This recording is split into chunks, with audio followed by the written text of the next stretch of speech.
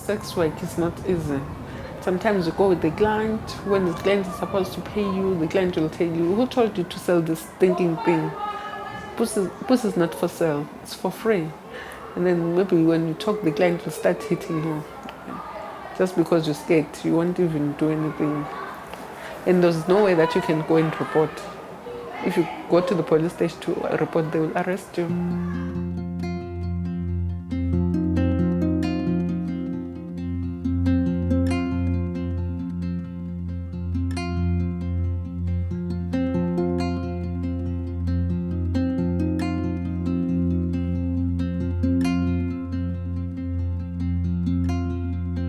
If you had to ask me what is the one thing that keeps me up at night, it's those two things: diseases and someone finding out. This job, what you are doing, is very dangerous. It's not good.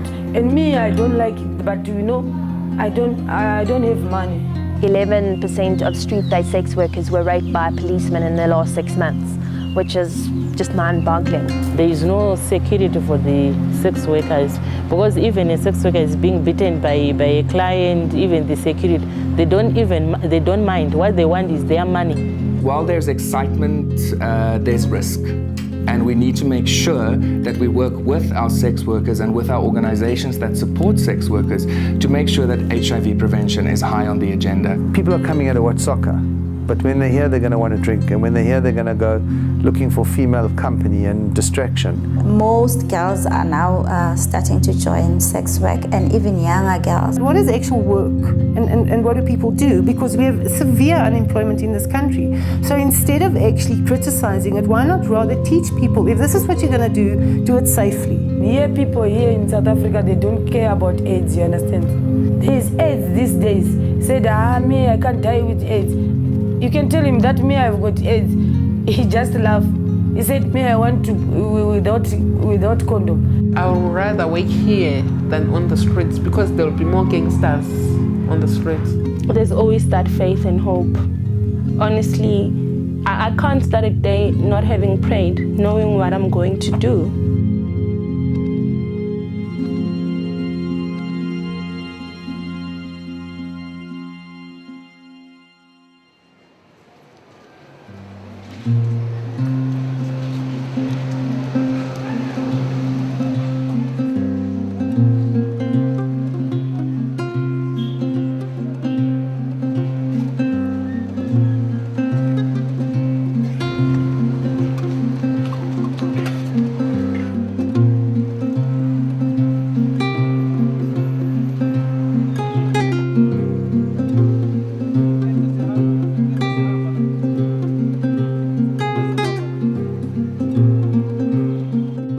My father is a South African, he's from Eastern Cape, and my mother is a Zimbabwean.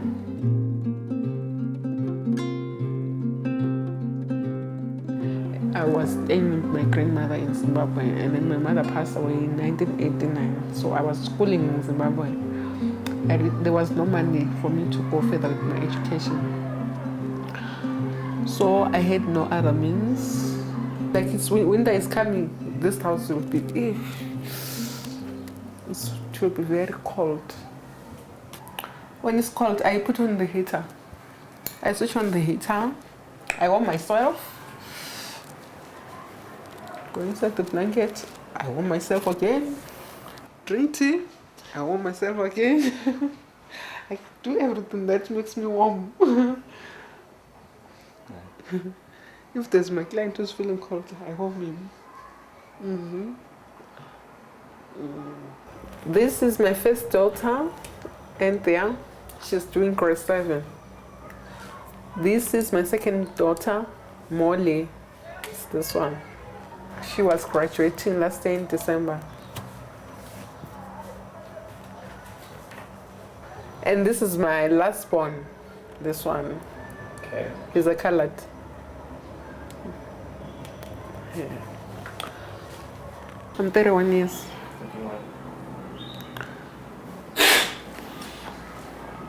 I look 50. I'm a sex worker. I've been a sex worker since 1994. I started this job when I was around 18, 14 there. I was abused there in Zimbabwe. So I ran away. When I came back here, home, I didn't have a place to stay, shelter. I didn't have food.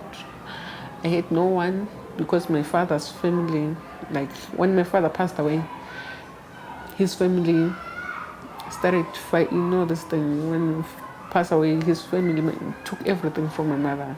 So there was no way that I was going to look for my father's family. And my mother's family is in Zimbabwe. And they were fighting over something else. So I had to run away from Zimbabwe and come home again. When I came here, I didn't have a place to stay. The only place that I had to go to, I had to sleep on the street first until I joined prostitution. That's how I got involved into prostitution. My children, they're just everything to me. Because even if I'm stressed, I'm bored, you know, children, their children always come to me even if I'm bored. Like this little boy. Anyway, this little boy, I got my little boy when I was in my job, sex work. I was raped. That's how I got my little boy. I was raped. I went with a client to his house. When he, how do I say this? When we got into his house, in the house there were 3 guys. There was a white guy, a colored guy, and then a black guy.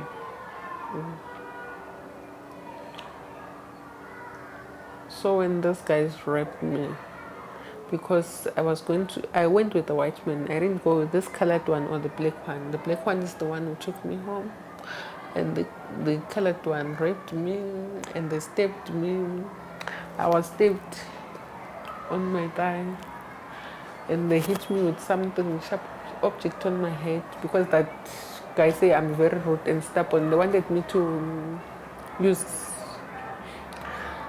drugs, to sniff with cocaine, to use it. So I refused, say I'm very rude and stubborn. So that guy was hitting me. I refused. Then called the other one. They were sleeping with me. So the next thing, I couldn't go to the police station. What was I going to say to the police station? I was raped. By who? Somebody that I went with. Because that guy didn't force me to go. I'm the one who went to his car. He didn't force me to his car. I went with him in his house. That's why he started it. I couldn't even go to the police station. That's the story. It's not too easy to say it anymore.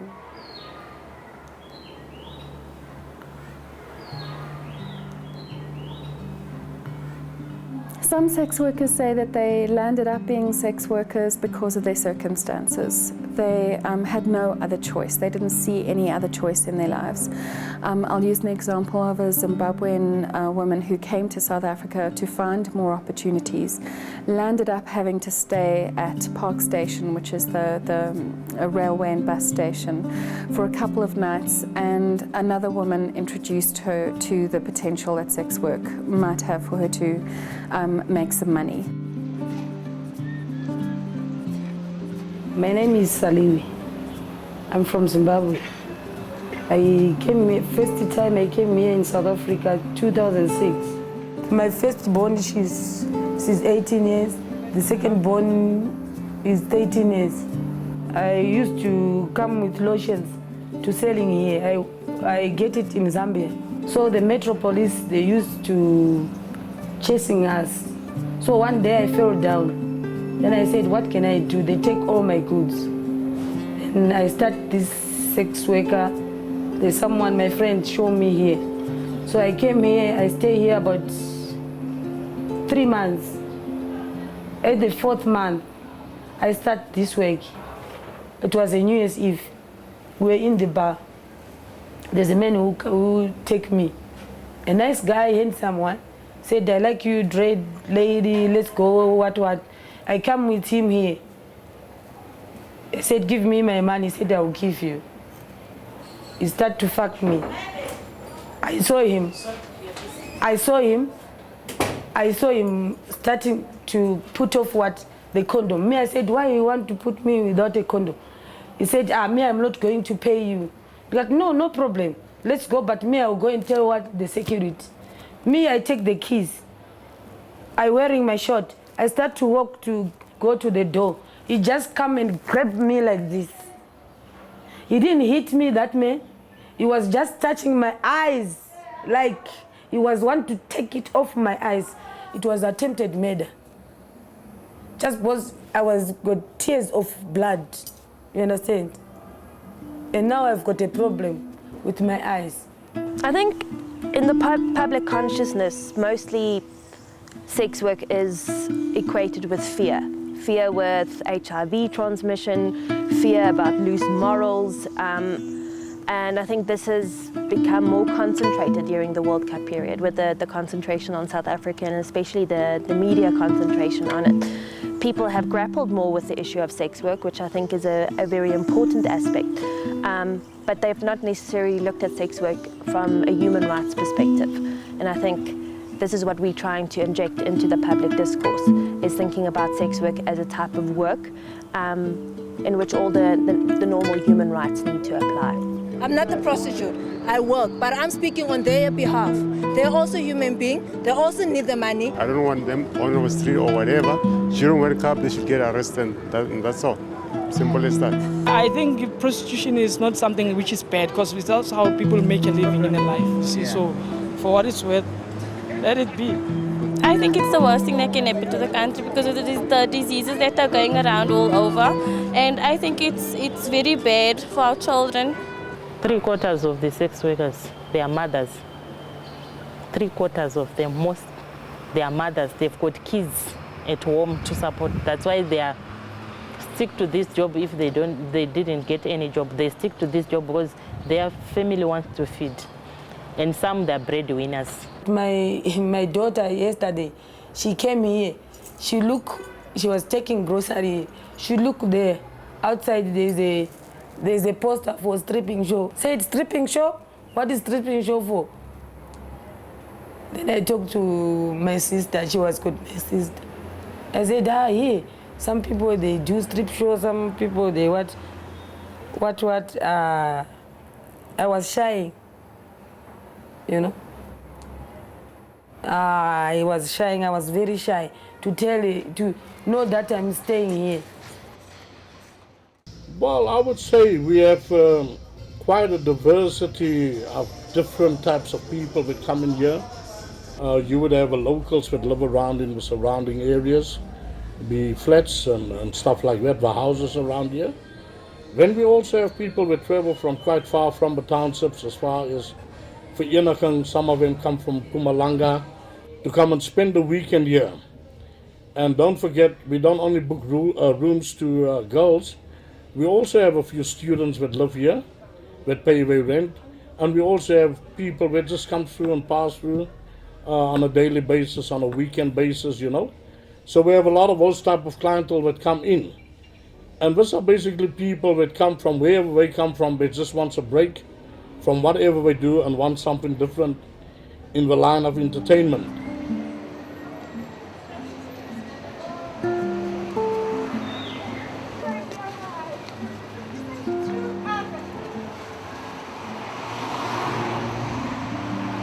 In South Africa, one of the things that's really, really concerning is the lack of actual research on sex work.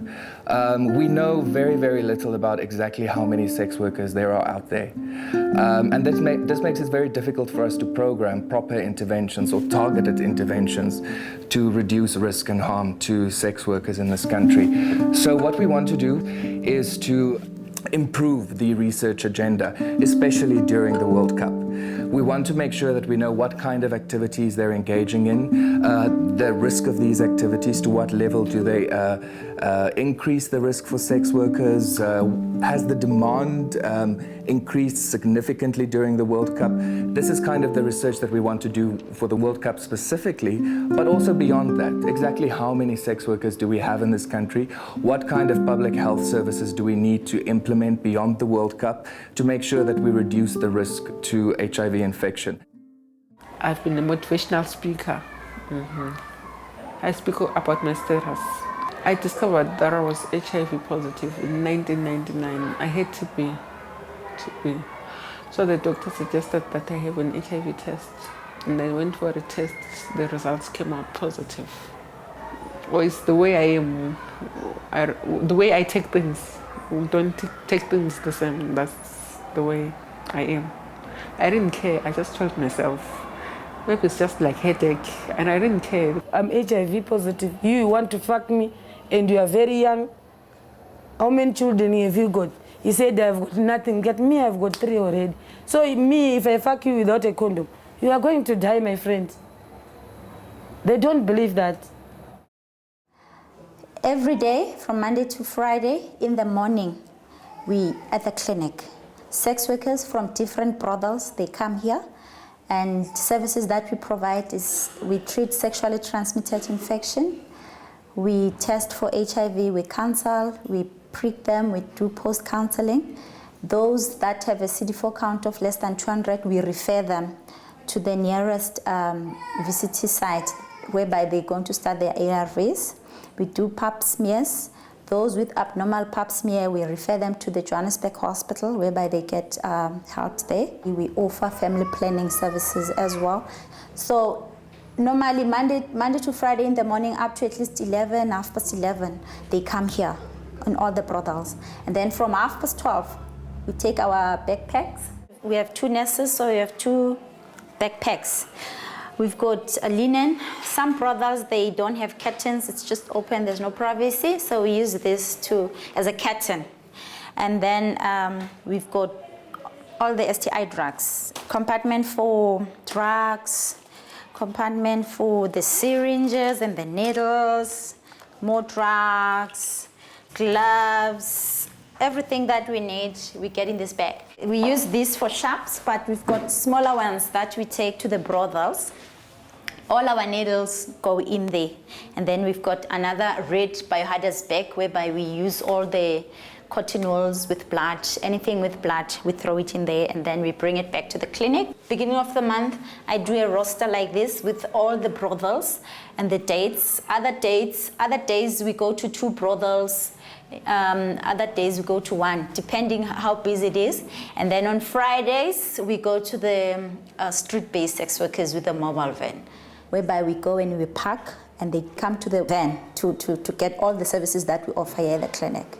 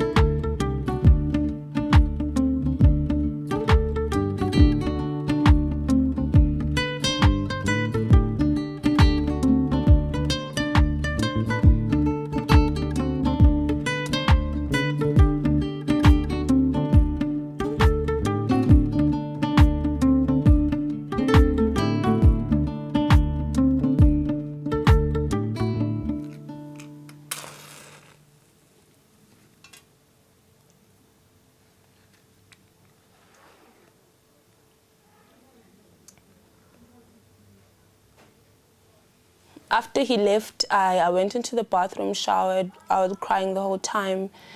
I smoked and smoked and smoked. And then before I know it again, a few hours after that, another client is coming through. So that house master told me, you do this or you don't. I mean, we don't want crybabies here. You just have to take it. I came from Natal, had a stint job for 6 months, and didn't work for 4 months. Got into the sex working business.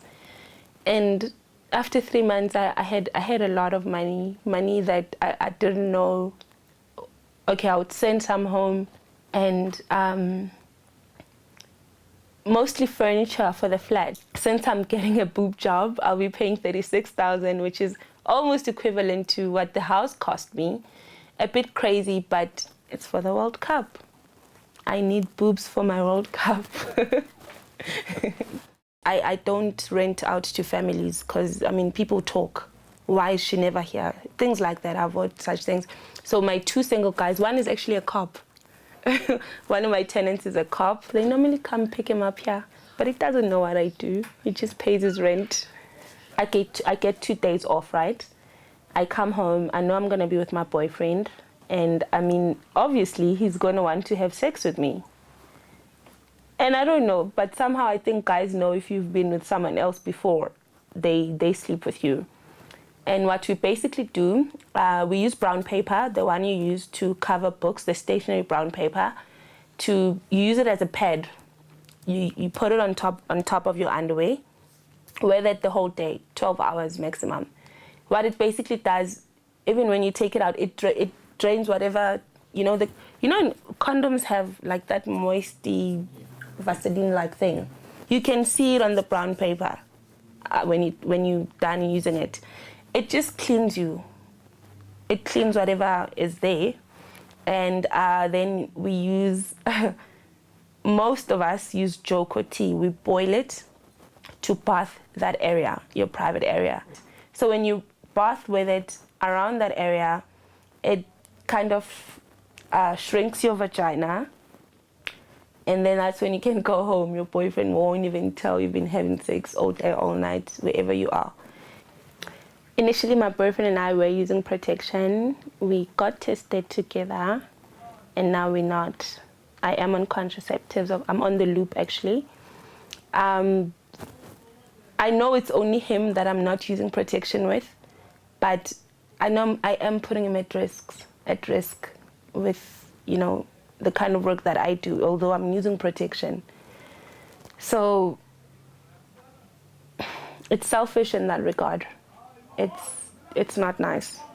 I am very ashamed of it. It's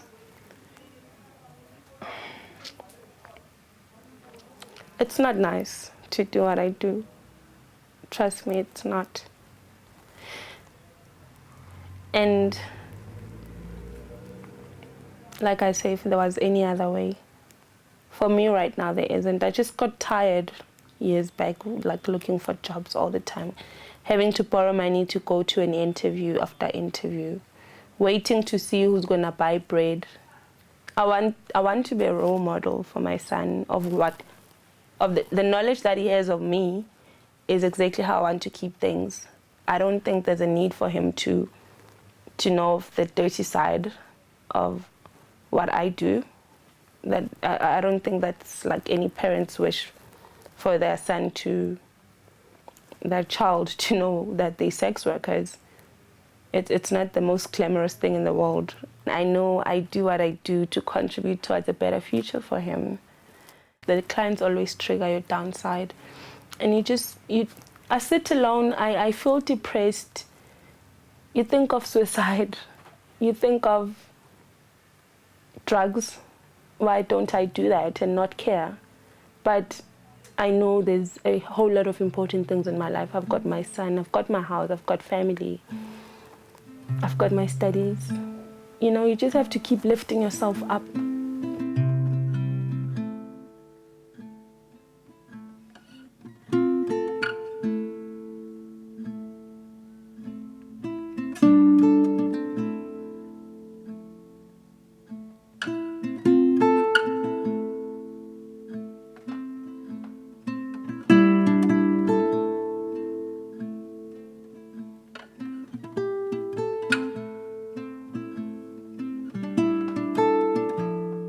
Everyone has known that the World Cup is coming closer. There was ample and very important opportunities for the law reform process to go forward, which is what happened in Germany. Germany knew that the World Cup was coming in 2006, and in 2002 they changed their legal framework to one of legalization, which was a more sensible response in terms of the World Cup. South Africa, we're still sitting with a total criminalization model.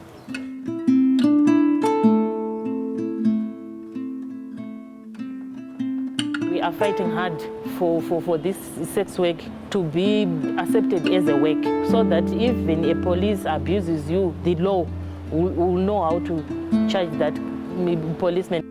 The World Cup, we were supposed to get money, but the policemen, they are going to harassing us. Some of the ladies in the road, they go in the streets, You understand? They go in the street. The policemen, they want money for them. If they don't have money, they want to fuck them again. If you see, if you don't give them money, they said, give me your pussy in the street. Some of the ladies, they said, oh, in the street you are too much. Decriminalisation is still the way to go. Because it means that women have more choices. If they choose sex work, they can do so with safety. If they choose sex work, they can do so in a way that is fully empowered and not in a way that they are vulnerable to violence, that they are forced into working in certain areas that are unsafe, where criminals are. Legalize some parts of a town and say, look here, you can do this under certain rules and regulations, and I think that brutality and abuse from police will totally stop. I think there's a very mixed attitude. There are some people in government who I think would see any moves to decriminalise sex work as being a kind of legalisation of the exploitation of women. And I think there are those who just see it as such a hot potato politically that they would prefer not to have to make a decision. Countries around the world that have either decriminalized or legislated sex work or removed negative legislation around sex work, you do see an improvement in the lives of sex workers. I think if we can just see sex work as work, take off all the other hats, the religious hat, it's a job and somebody's doing this job. So why should she be demeaned? A client would take you and expect you to do the most inhuman things just because you're a prostitute. You do feel belittled, you know. I'm not trying to glorify what we do, but we are human at the end of the day, and you've got feelings too. Of course it will be safe, because we will all be treated equal like any other human beings, and we'll be treated with respect, dignity, everything will be treated, but we will have all the human rights which everybody have. If a woman decides to leave sex work, it's very often very difficult for her because they don't make provision. Me, I want to leave sex worker. If somebody or the government, if was helping us to do something, you understand? Yes, I was going to do like that. Just because, how can I survive with this? If I'm always doing this job and I'm HIV positive, you know, my health is becoming not good, you understand? So if I see someone who can help me, yeah, I will start to do my job just because I'm a business-minded, but I don't have the money to start my business. And we are human. We are all human.